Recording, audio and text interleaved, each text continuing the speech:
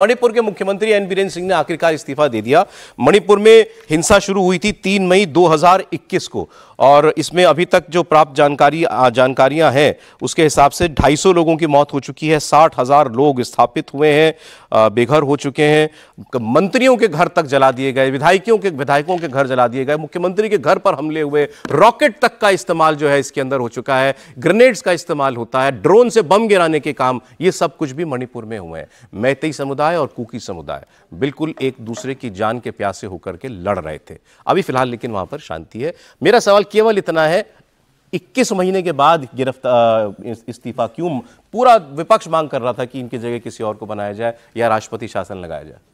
बिल्कुल, ये बहुत लंबा मामला चला है मणिपुर के अंदर। और इन पर ये आरोप लगा, एक इनके ऊपर आरोप लगा कि इन्होंने खुलकर जो 2 पक्षों की लड़ाई थी उसमें एक पक्ष का साथ दिया, मैतेई पक्ष का साथ दिया। हाँ, मतलब खुलकर साथ तो नहीं दिया, ऐसा नहीं कह सकता। मुख्यमंत्री रहे वो, लेकिन मामला इतना ज्यादा गंभीर हो गया था और मुख्यमंत्री के हाथ से पूरी चीजें बाहर निकल गई थी। मुझे लग रहा है बहुत पहले ही राष्ट्रपति शासन लग जाना चाहिए था, लेकिन चूंकि माहौल इतना खराब था तो सरकार को लगा होगा कि शायद आने वाले समय में केंद्र सरकार ने अपने हाथ में चीजों को लिया था।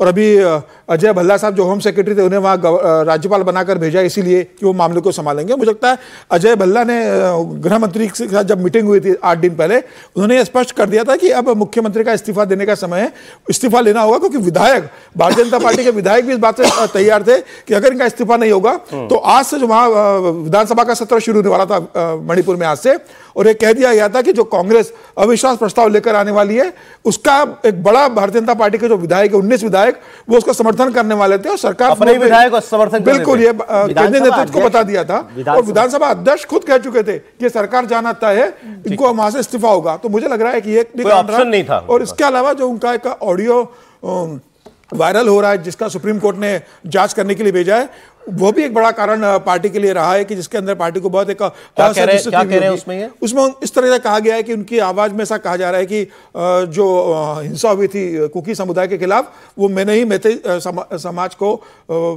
अनुमति दी थी, उकसाया था करने के लिए।